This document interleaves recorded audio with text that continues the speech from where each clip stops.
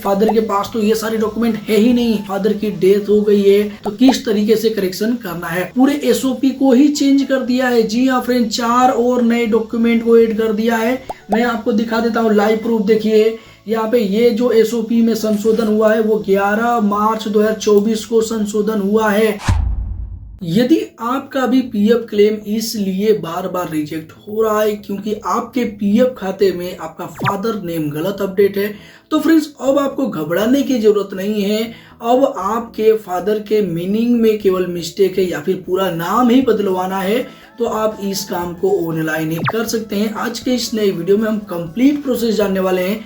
जैसे कि काफी लोगों के आए दिन कमेंट आते हैं कि सर मैं पुरानी कंपनी का पैसा भी ट्रांसफर नहीं कर पा रहा हूं क्योंकि पिताजी का नाम गलत है, या फिर केवाईसी में भी दिक्कत आ रही है, अब मैं केवाईसी नहीं कर पा रहा हूं, या फिर हम पैसे विड्रॉल नहीं कर पा रहे हैं। तो देखिए सभी का सोल्यूशन आज के इस नए वीडियो में मिल जाएगा। हालांकि इस वीडियो में हम कंप्लीट प्रोसेस जानने वाले हैं, तो इसलिए ये वीडियो थोड़ी लेंथी हो सकती है। तो इसलिए आज के इस नए वीडियो में हमने क्या क्या टॉपिक कवर किया हुआ है इसके बारे में भी हम जान लेते हैं। देखिए फ्रेंड्स, सबसे पहले हम जानेंगे कि पिताजी का नाम पीएफ में अभी ठीक है या गलत अपडेट है, आपको कैसे चेक करना है, कैसे वेरीफाई करना है। उसके बाद से हम जानेंगे कि ऑनलाइन फादर नेम करेक्शन कैसे आपको करना है। उसके बाद से हम जानेंगे कितनी बार करवा सकते हैं करेक्शन, इसमें भी लिमिट है, ऐसा नहीं है कि बार बार आप करवा सकते हैं। तो पूरे प्रूफ के साथ इस वीडियो में हम जानने वाले हैं, एक एक चीज का मैं प्रूफ यहाँ पे दिखाने वाला हूँ। उसके बाद से फ्रेंड्स हम जानेंगे कि करेक्शन के लिए डॉक्यूमेंट आपको क्या क्या लगाना है। अब इसके अलावा हम जानेंगे, देखिए यहाँ पे ईपीएफओ ने जो डॉक्यूमेंट मांगे हैं, अगर किसी एम्प्लॉय के पिताजी का कोई डॉक्यूमेंट ही नहीं है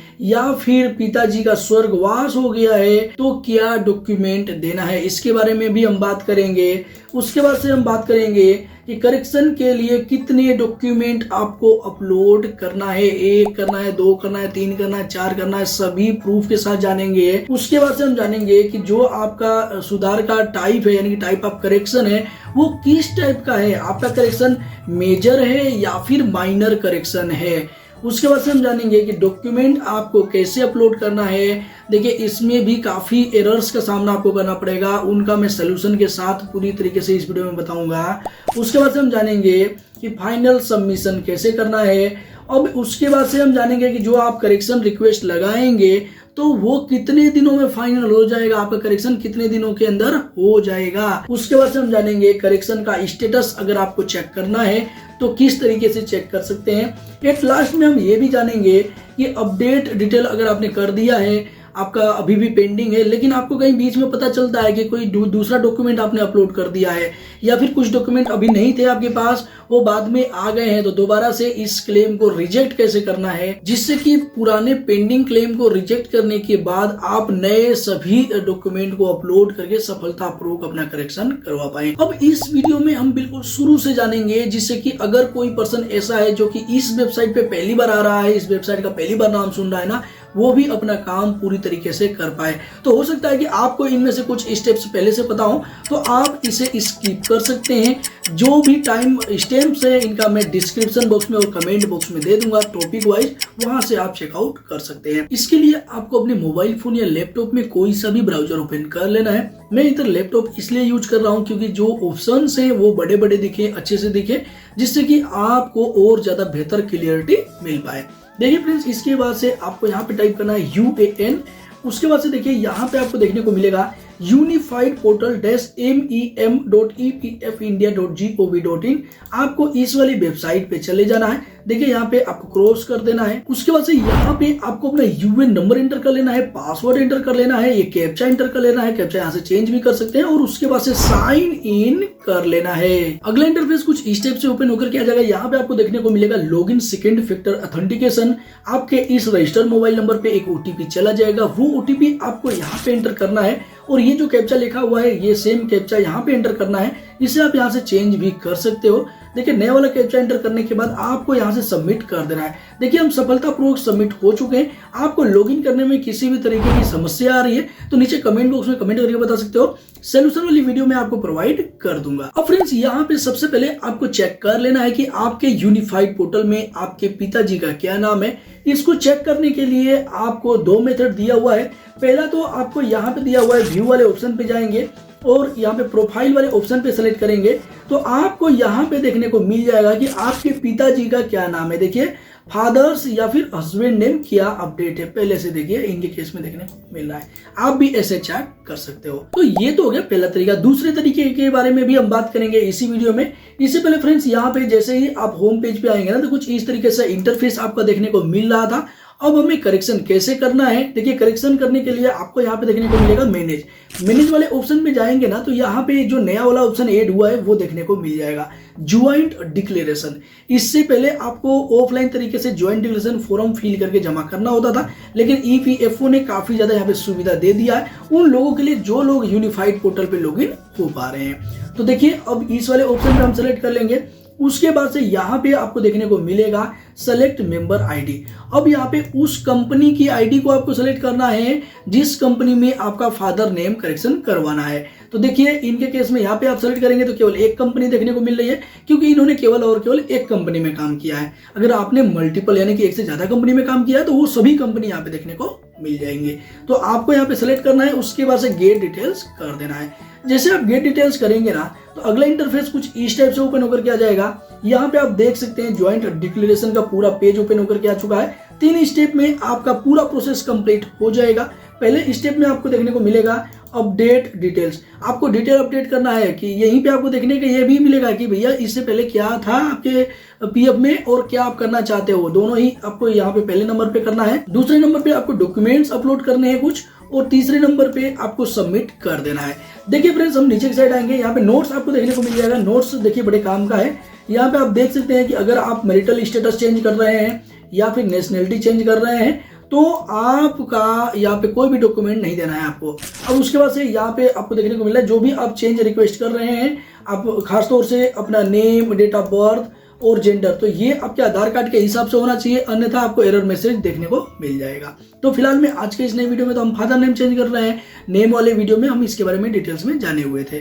तो देखिए फ्रेंड्स यहाँ पे आप नीचे की साइड आएंगे तो आपको देखने को मिलेगा अपडेट पर्सनल डिटेल्स। देखिए पर्सनल डिटेल्स में ही आपको देखने को मिल जाएगा आपका आधार नंबर क्या है, आपका नाम क्या है, डेट ऑफ बर्थ क्या है, जेंडर क्या है और फादर नेम देखने को मिलेगा। देखिए पहला तरीका हम प्रोफाइल में जाकर के चेक किए हुए थे कि भैया यहाँ पे प्रोफाइल में देखिए व्यू वाले ऑप्शन में गए थे प्रोफाइल में कि आपके फादर का नेम क्या अपडेट है। दूसरा प्रोसेस ये देखने को मिल जाएगा आप ज्वाइंट डिक्लेरेशन फॉर्म जब फिल करेंगे तो यहाँ भी देखने को मिल जाएगा, तो आप यहाँ से भी चेक कर सकते हैं। अब देखिए इनका पिताजी का नाम आप देख सकते हैं कि कुछ इस तरीके से अवेलेबल डिटेल्स में देखने को मिल रहा है।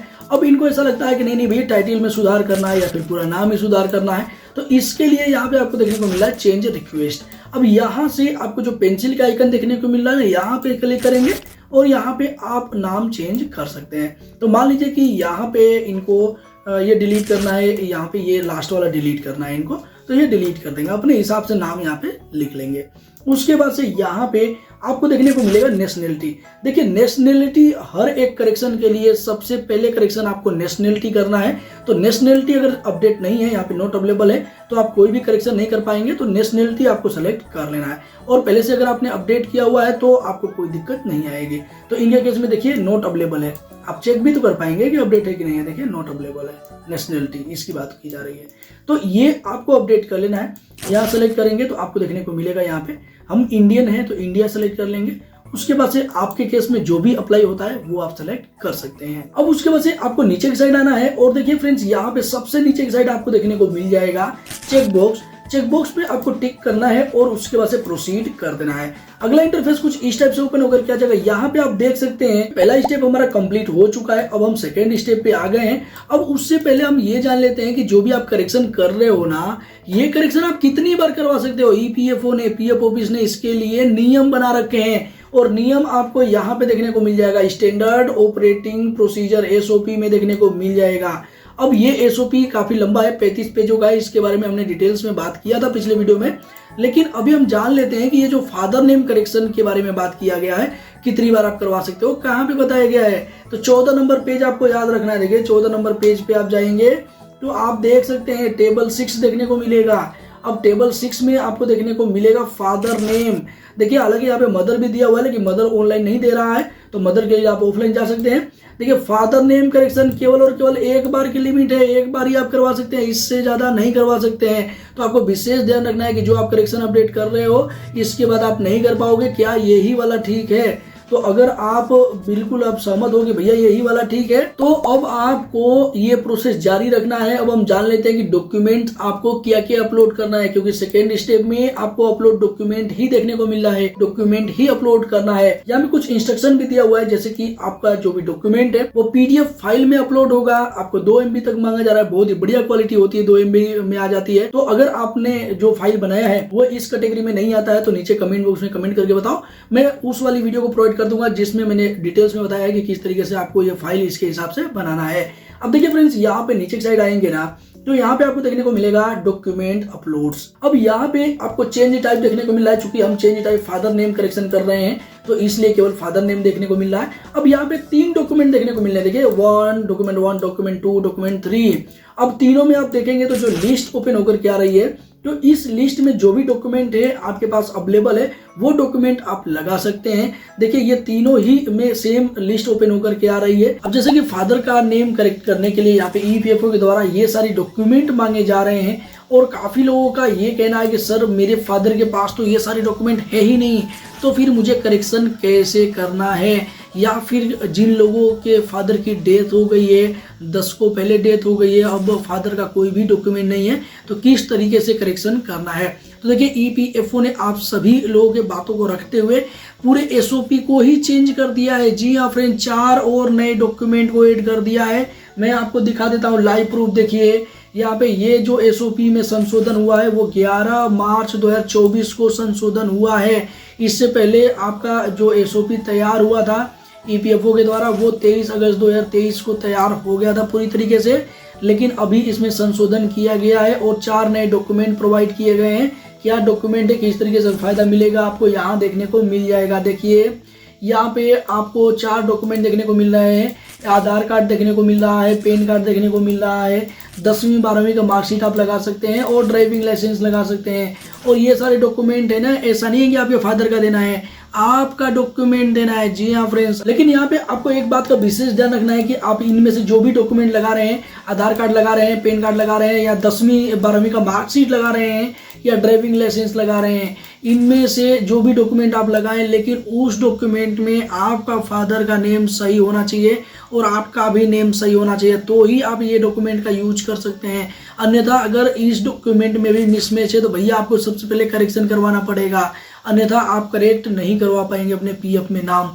जो भी आपके डॉक्यूमेंट में नाम ठीक है वो डॉक्यूमेंट आप वेबसाइट पे अपलोड कर सकते हैं। देखिए अपलोड करने के लिए अभी के समय में, जैसे कि लास्ट वीडियो में भी हमने जाना था कि जो सपोर्टिंग डॉक्यूमेंट है अगर इसमें लिस्ट में नाम नहीं है तो आपको यहाँ पे अदर सपोर्टिंग डॉक्यूमेंट पे सेलेक्ट करना है और यहाँ से चूज करना है। देखिए ये तीनों में आप लगा सकते हैं। देखिए अगर मान लीजिए कि एक में आपको आधार कार्ड लगाना है, दूसरे में पैन कार्ड लगाना है, तो आप लगा सकते हैं। देखिए यहाँ पे हम सेलेक्ट कर लेंगे अदर सपोर्टिंग डॉक्यूमेंट, और यहाँ पे तीनों में आप सेम चीज सेलेक्ट कर सकते हैं। देखिए अदर सपोर्टिंग डॉक्यूमेंट, तीनों में चाहे तो तीनों में ही आप अलग डॉक्यूमेंट लगा सकते हैं, और ये जो डॉक्यूमेंट आप लगाएंगे आपका खुद का डॉक्यूमेंट रहेगा, लेकिन उसमें आपका फादर का नेम होना चाहिए, उसके बाद से आप करेक्शन करवा पाएंगे, आपको कोई भी दिक्कत नहीं आने वाली है। अब देखिए फ्रेंड्स, यहाँ पे डॉक्यूमेंट अपलोड्स में आपको देखने को मिला है 3 ऑप्शन, डॉक्यूमेंट 1, डॉक्यूमेंट 2 और डॉक्यूमेंट 3। यहाँ पे 3 डॉक्यूमेंट दिया हुआ है कि क्या आपके पास 2 डॉक्यूमेंट होंगे तो काम चल जाएगा या इससे कम होंगे तो काम चल जाएगा, तो इसके लिए भी EPFO ने पहले से बता दिया है। देखिए यहाँ पे हम सर्कुलर में ही जाएंगे, ये जो SOP बनाया था EPFO ने उसमें ही, और इसमें आपको 8 नंबर पेज पे चले जाना है। देखिए 8 नंबर पेज पे जाएंगे तो आपको 4.9 में देखने को मिलेगा डॉक्यूमेंट विद प्रूफ।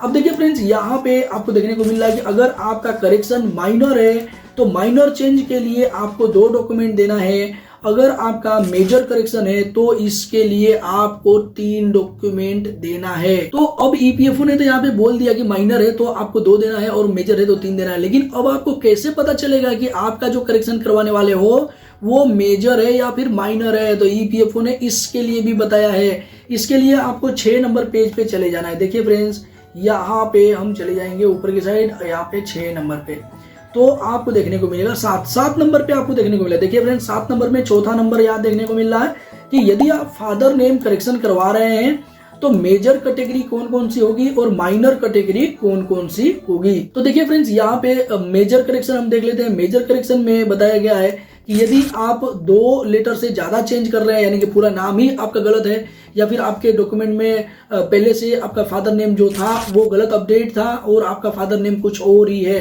तो आपको यहाँ पे ये जो करेक्शन है वो मेजर में आएगा। मान लीजिए कि आपके फादर का नेम है सुरेश पहले था, लेकिन अभी सुरेश नहीं उनका नाम है, उनका एक्चुअल नाम महेंद्र है, तो भैया सुरेश आप नाम लेंगे तो अलग लगेगा कि ऐसा दूसरा पर्सन है, और महेंद्र लेंगे तो उसका नाम ऐसा लगेगा कि वो पर्सन अलग है। तो ये पूरे नाम ही चेंज हो रहा है, पूरा का पूरा नाम ही आप बदलवा रहे हो, तो इस केस में आपका ये मेजर करेक्शन में आएगा। अब उसके बाद से आप देख सकते हैं कि यदि आप कोई नाम इंसर्ट कर रहे हैं, जी हाँ फ्रेंड्स, पहले से नाम ही नहीं था, नॉट अवेलेबल था, और आप नया नाम उसमें ऐड कर रहे हैं, तो भी ये मेजर करेक्शन में ही रखा गया है। और उसके बाद से जो तीसरा ऑप्शन है, यहाँ पे यदि आप नाम को बढ़ा रहे हैं, बड़ा कर रहे हैं, तो भी यहाँ पे आपका मेजर करेक्शन में ही आएगा। अब देखिए यहाँ पे आपको भले ही आपका जैसे कि N.K. वर्मा होता है, तो निखिल कुमार वर्मा भी हो सकता है, निकुंज कुमार वर्मा भी हो सकता है, तो कुछ इस तरीके से अगर नाम भी बढ़ा रहे हैं तो भी ये मेजर करेक्शन में ही आएगा। अब देखिए फ्रेंड्स, यहाँ पे माइनर करेक्शन में अब मैं यहाँ पे एग्जांपल के साथ आपको बता देता हूँ। जैसे 2 पॉइंट दिए हुए हैं, पहले पॉइंट में बताया गया है कि यदि आप 2 या 2 से कम अल्फाबेट चेंज कर रहे हैं नाम में और आपका फोनिकली नाम नहीं बदल रहा है, तो आपका ये करेक्शन माइनर करेक्शन में आएगा। तो इसमें मैं एग्जांपल दे देता हूं, जैसे कि मान लीजिए कि आपका नाम जितेंद्र है, यानी कि आपका नहीं, आपके फादर का नाम जो भी आप चेंज कर रहे हैं उनके फादर का नाम जितेंद्र अपडेट है, लेकिन उनके मीनिंग में मिस्टेक है। तो जितेंद्र में आप देखते होंगे कि JI भी लिखते हैं लोग, JEE भी लिखते हैं, शुरू की बात करें JI के बाद, J के बाद, और लास्ट में भी काफी लोग चेंज करते हैं। जैसे कि जितेंद्र में आप अगर लिखेंगे तो लास्ट में DER लोग लिख देते हैं, DAR लिख देते हैं, DRA लिख देते हैं। तो कुछ इस तरीके से अगर आप मीनिंग में चेंज कर रहे हैं, फेरफार कर रहे हैं,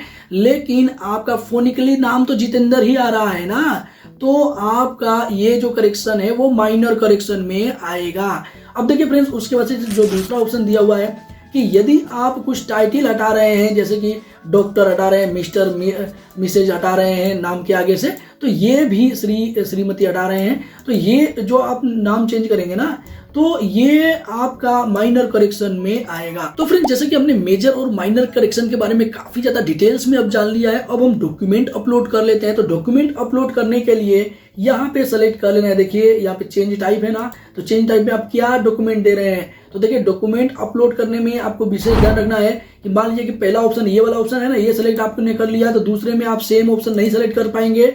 ये ऑप्शन देखिए हाईलाइट नहीं होगा, अब नहीं कर पाएंगे, आपको फिर दूसरा कोई भी ऑप्शन सेलेक्ट करना पड़ेगा। देखिए यहाँ पे जैसे बर्थ सर्टिफिकेट आपने सेलेक्ट कर लिया, तो बर्थ सर्टिफिकेट तीसरे में नहीं कर पाएंगे, देखिए हाईलाइट नहीं हो रहा है। यहाँ पे आपको कोई दूसरा ऑप्शन सेलेक्ट करना पड़ेगा, देखिए इनमें से जो भी आपके पास अवेलेबल हो। लेकिन एक चीज इसमें आपको देखने को मिल रहा है कि कोई अदर डॉक्यूमेंट आप लगा रहे हैं, तो अदर तीनों में कर सकते हैं। देखिए मैं करके दिखा देता हूँ, अदर कर लिया यहाँ पे। चलिए एक बार रीसेट कर लेता हूँ, एक बार रीसेट करेंगे। अगर आपको ऐसा लगता है कि नहीं गलत सेलेक्ट हो गया, तो आपको दोबारा से प्रोसेस नहीं करना है, यहाँ से रीसेट कर देना है, तो आपका ये पूरा हट गया है। अब देखिए मैं अदर तीनों में करके दिखा देता हूँ, अदर कर लिया। अब उसके बाद से यहाँ भी मैं अदर कर लूंगा, देखिए अदर हो जाएगा, तीनों में अदर हो जा रहा है। यानी कि EPFO ने यहाँ पे बता दिया है कि आप अदर भी कर सकते हो, तीनों में कर सकते हो, कर रहे हो, यहाँ पे ऑप्शन सेलेक्ट हो रहा है। देखिए अगर ऐसा नहीं होता तो EPFO ने यहाँ पे बोल दिया होता कि नहीं अदर एक बार ने कर लिया, तो आप दोबारा नहीं कर पाओगे। देखिए अब यहाँ पे रीसेट कर लेता हूँ और डॉक्यूमेंट हम अपलोड कर लेंगे। देखिए डॉक्यूमेंट हमें अपलोड करना है, यहाँ पे चूज वाले फाइल पे सेलेक्ट करना है, जहां भी आपने डॉक्यूमेंट रखा है वहां से सेलेक्ट कर लीजिए। डमी 1 मैंने रखा है, डमी 1 सेलेक्ट कर लेता हूं। अब उसके बाद से देखिए फ्रेंड्स, यहाँ पे दूसरे वाले ऑप्शन में अगर आप चाहोगे कि सेम डॉक्यूमेंट अपलोड कर लें, तो आप नहीं कर पाओगे। देखिए मैं यहाँ पे सेलेक्ट कर लेता हूँ, चूज फाइल करता हूँ, तो यहाँ पे डमी 1 को दोबारा सेलेक्ट करूंगा, तो आप नहीं कर पाओगे, यहाँ पे एरर मैसेज आ जाएगा। देखिए यहाँ पे डमी 1 आ गया है, लेकिन अपलोड करेंगे तो एरर आएगा। अब देखिए यहाँ पे मैं सेलेक्ट कर लेता हूँ, यहाँ पे 3 नंबर में भी कोई डॉक्यूमेंट एक सेलेक्ट कर लेता हूँ, उसके बाद से प्रोसेस करूंगा। तो यहाँ पे मैं यहाँ पे सेलेक्ट कर लेता हूँ, एक ये वाली डॉक्यूमेंट सेलेक्ट कर लेता हूँ। यहाँ पे आप देख सकते हैं डमी 2 मैंने रखा है, तो डमी 2 में आपको देखने को मिल रहा है कि गैप है। यानी कि आप जो डॉक्यूमेंट अपलोड कर रहे हो उसके नेम जो भी आप लिख रहे हो उसमें गैप नहीं होना चाहिए। देखिए गैप देखिए 2 मैंने लिखा है, स्पेस दिया है बीच में, तो ये अपलोड नहीं कर पाओगे, डमी 2 को अपलोड नहीं कर पाओगे। देखिए ओपन करेंगे तो यहाँ पे बताएगा कि please remove space in file name, आपको स्पेस नहीं रखना है नेम में। देखिए अब इसको मैं रिमूव कर लेता हूँ, कोई दूसरा अपलोड कर लेता हूँ। चलिए डमी। अब उसके बाद से यहाँ पे एक और एरर आएगा जो कि अभी हमने जाना था कि सेम डॉक्यूमेंट आप अपलोड नहीं कर पाओगे सेम नेम से। तो डमी 1 2 जगह मैंने किया, अब अपलोड करेंगे तो यहाँ पे एरर आएगा। देखिए एरर क्या आ रहा है कि file already selected in another input, ये पहले से ही हमने यहाँ पे सेलेक्ट कर लिया तो यहाँ पे नहीं कर सकते। तो आपको अगर सेम डॉक्यूमेंट भी अपलोड करना पड़ रहा है तो नाम उसका चेंज होना चाहिए, 1 2 3 करना पड़ेगा। देखिए मैं यहाँ पे चूज फाइल करूंगा और यहाँ पे दूसरा कौन सा नहीं किया है, चलो 4 नंबर कर लेता हूँ, शायद 4 नंबर नहीं किया है, तो ये मैंने सिलेक्ट कर लिया है। अब उसके बाद से यहाँ पे आपको अपलोड कर देना है। फ्रेंड्स अगले इंटरफेस कुछ इस टाइप से ओपन होकर किया जाएगा। यहाँ पे आप देख सकते हैं ज्वाइंट डिक्लेरेशन और यहाँ पे 2 स्टेप हमारा क्लियर हो चुका है, पहला और दूसरा। अब तीसरे स्टेप पे हम आ चुके हैं, ये स्टेप बिल्कुल लास्ट स्टेप है। यहाँ पे आपको देखने को मिलेगा कि हम यहाँ पे फादर नेम करेक्शन कर रहे हैं और अवेलेबल जो डिटेल्स है वो ये है, आप देख सकते हैं फादर का नेम, और अब हम चेंज करके ये कर रहे हैं, आपको यहाँ पे देखने को मिल रहा है। अब इसके साथ साथ यहाँ पे नेशनैलिटी, चूंकि हमारा अपडेट नहीं था तो नेशनैलिटी भी यहाँ पे देखने को मिल रहा है जो कि हमने अभी सेलेक्ट किया था। अब उसके बाद से यहाँ पे आपको सेलेक्ट कर लेना है व्यू ऑल डॉक्यूमेंट्स। जी हाँ फ्रेंड्स, आप यहाँ पे सेलेक्ट करेंगे तो जो भी आपने यहाँ पे डॉक्यूमेंट्स दिया हुआ है उसका नाम देखने को मिल जाएगा, क्या क्या आपने दिया है। और उसके बाद से यहाँ पे आप डाउनलोड करके दोबारा से चेक कर सकते हैं कि आपने सही डॉक्यूमेंट अपलोड किया है या फिर नहीं किया है। अब देखिए फ्रेंड्स, इसे मैं क्रॉस कर देता हूँ और थोड़ा सा नीचे की साइड आएंगे तो आपको देखने को मिलेगा यहाँ पे चेकबॉक्स, यहाँ पे चेकबॉक्स पे सेलेक्ट कर लेना है। आपका नाम देखने को मिल जाएगा, आपका यूएन नंबर देखने को मिलेगा, आपका पीएफ नंबर देखने को मिलेगा, आपका आधार कार्ड के लास्ट 4 डिजिट देखने को मिल जाएगा। इसके साथ साथ आपको यहाँ पे कंपनी का नाम देखने को मिल रहा है, इसी कंपनी के पास रिक्वेस्ट जाने वाला है। और फ्रेंड्स उसके बाद से यहाँ पे आपको चेकबॉक्स पे सेलेक्ट कर लेना है और गेट ओटीपी कर देना है। अब देखिए फ्रेंड्स, यहाँ पे आधार कार्ड में जो रजिस्टर मोबाइल नंबर होगा ना उस पे ही आपका ओटीपी जाने वाला है। फ्रेंड्स अगले इंटरफेस कुछ इस टाइप से ओपन होकर क्या जाएगा, यहाँ पे आप देख सकते हैं देखने को मिल गया है OTP has been send on register mobile number. आपके रजिस्टर मोबाइल नंबर का यहाँ पे लास्ट के 4 डिजिट देखने को मिल जाएगा। उसके बाद से 1 टाइम ओटीपी आ चुका है जो कि आपको यहाँ पे एंटर करना है और ये कैप्चा देखने को मिला है, ये कैप्चा यहाँ पे एंटर कर लेना है। उसके बाद से सबमिट कर लेना है। अब जैसे कि यहाँ पे हमने ओटीपी एंटर कर लिया है और कैप्चा एंटर कर लिया, उसके बाद से सबमिट कर देंगे। जी हाँ फ्रेंड, जैसे ही आप सबमिट करेंगे अगला इंटरफेस कुछ इस टाइप से ओपन होकर के जाएगा। यहाँ पे आप देख सकते हैं प्रोसेस हो चुका है और यहाँ पे आपको देखने को मिलेगा Aadhaar verification service is not working right now. जी हाँ फ्रेंड्स, यहाँ पे एक मैसेज देखने को मिल गया है, लास्ट में वेरिफिकेशन नहीं हो पाया है हमारा। यहाँ पे बताया जा रहा है कि आधार कार्ड की जो वेरिफिकेशन की सर्विस है वो अभी पूरी तरीके से वर्किंग में नहीं है और इस वजह से वेरीफाई नहीं हो पाया है। लेकिन फ्रेंड्स आपको घबराना बिल्कुल भी नहीं है, आपको ये ही प्रोसेस फॉलो करना है। अगर एरर वेबसाइट पे नहीं चल रहा होगा उस केस में आपको यहाँ पे देखने को मिल जाएगा कुछ इस तरीके से। देखिए यहाँ पे लिखा हुआ जाएगा कि चेंज रिक्वेस्ट सेव्ड सक्सेसफुली, आप सफलतापूर्वक अपना करेक्शन रिक्वेस्ट ऑनलाइन कर पाएंगे। और साथ ही साथ आपको यहाँ पे देखने को मिल जाएगा अपडेट डिटेल्स पेंडिंग रिक्वेस्ट, और इसमें आपको पूरा डिटेल देखने को मिल जाएगा किस कंपनी के पास में आपने किया हुआ है, उसका नाम देखने को मिल जाएगा, क्या चेंज करने के लिए आपने किया है वो देखने को मिल जाएगा। अब फ्रेंड जो अभी चेंज रिक्वेस्ट आपने लगाया है ना, इसको कंप्लीट होने में कितने दिन का टाइम लगेगा। देखिए फ्रेंड्स, इसके लिए भी ईपीएफओ ने बताया है, यहाँ पे एक सर्कुलर जारी किया है, मैं वो दिखा देता हूँ आपको। यहाँ पे हम चले जाते हैं 16 नंबर पेज पे।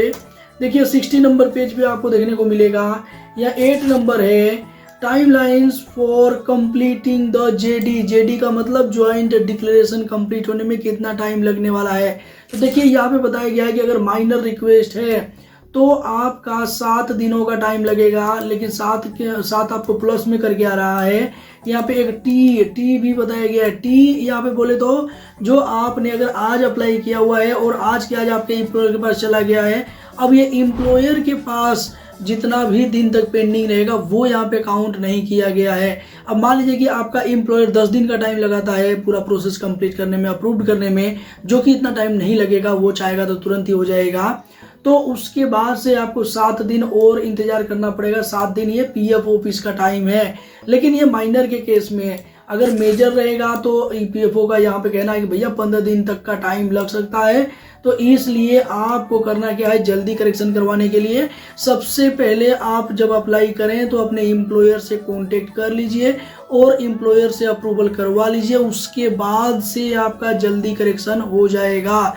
अब देखिए यहाँ पे अगर आपका एम्प्लॉयर 1 दिन में या 2 दिन में अप्रूव कर देता है तो मान के चलिए 15 से 20 दिन में आपका जो करेक्शन है वो हो जाएगा। अब फ्रेंड जो आपने करेक्शन रिक्वेस्ट लगाया है ये कंप्लीट हुआ है या नहीं हुआ, इसका क्या स्टेटस है, ये भी आप ऑनलाइन ही चेक कर सकते हैं। इसके लिए आपको करना क्या है, अपने होम पेज पे आ जाना है, दोबारा से लॉगिन कर लेना है अपने यूनिफाइड पोर्टल पे और उसके बाद से यहाँ पे मैनेज वाले ऑप्शन पे जाना है और ज्वाइंट डिक्लेरेशन इस वाले ऑप्शन पे ही सेलेक्ट कर लेना है। जैसे ही आप सेलेक्ट करेंगे तो आपको कुछ इस तरीके से देखने को मिल जाएगा। देखिए यहाँ पे ये आपका सबसे पहले तो सेलेक्ट मेंबर आईडी का जो ऑप्शन आ रहा था वो है और यहाँ पे आपको देखने को मिल जाएगा। देखिए अपडेट डिटेल्स पेंडिंग रिक्वेस्ट, यहाँ पे पेंडिंग रिक्वेस्ट आपका देखने को मिलेगा।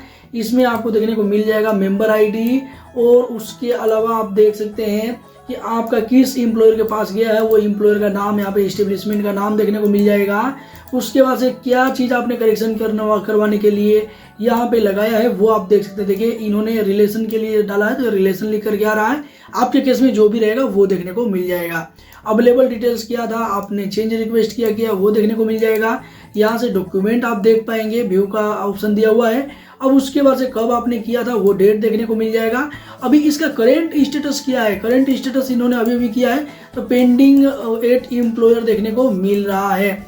अब देखिए एम्प्लॉयर जैसे ही अप्रूव करता है ना तो कुछ इस तरीके से देखने को मिल जाएगा। मैं आपको दिखा देता हूँ। देखिए अगले स्टेप में दिखाएगा कि आपका एक्सेप्टेड बाय एम्प्लॉयर और पेंडिंग एट आपका जो पीएफ ऑफिस का नाम है वो यहाँ पे देखने को मिल जाएगा। इनके केस में पुणे देखने को मिल रहा है। अब फ्रेंड्स यदि आपने करेक्शन रिक्वेस्ट लगाया है और उसमें डॉक्यूमेंट कोई गलत अपडेट हो गया है या फिर जब आपने करेक्शन रिक्वेस्ट किया था उस टाइम आपके पास डॉक्यूमेंट नहीं था लेकिन अब आ चुका है, तो अब आपको इस केस में आपका जो करेक्शन रिक्वेस्ट है उसे डिलीट करने के बाद फ्रेश करेक्शन रिक्वेस्ट डालना होता है जिससे कि आपका सही तरीके से करेक्शन हो जाए। तो देखिए डिलीट करने के लिए यहाँ पे आपको करना क्या है कि सबसे पहले अपने होम पेज पे दोबारा से लॉगिन हो जाना है सफलतापूर्वक और उसके बाद से मैनेज वाले ऑप्शन में ही जाना है और यहाँ पे ज्वाइंट डिक्लेरेशन इस वाले ऑप्शन को ही सेलेक्ट करना है।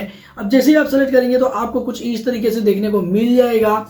देखिए यहाँ पे देखने को मिलेगा कि अपडेट डिटेल्स पेंडिंग रिक्वेस्ट। अब यहाँ पे आपको देखने को मिलेगा कुछ इस तरीके से पेंडिंग एट एम्प्लॉयर और यहाँ पे एक्शन का बटन दिया हुआ है। लेकिन इसमें एक बात का आपको विशेष ध्यान रखना है कि यहाँ पे ये जो एक्शन बटन है ना तभी तक अवेलेबल रहेगा जबकि आपका एम्प्लॉयर के पास पेंडिंग रहेगा। एक बार एम्प्लॉयर ने अप्रूव कर दिया यानी कि आपके कंपनी ने अप्रूव कर दिया ना उसके बाद से आप डिलीट नहीं कर पाओगे। कुछ इस तरीके से एक्शन देखने को मिल जाएगा। देखिए एक्शन के नीचे ठीक ब्लैंक देखने को मिलेगा, कुछ भी ये डिलीट का ऑप्शन ही नहीं रहेगा यानी कि आप डिलीट नहीं कर पाओगे।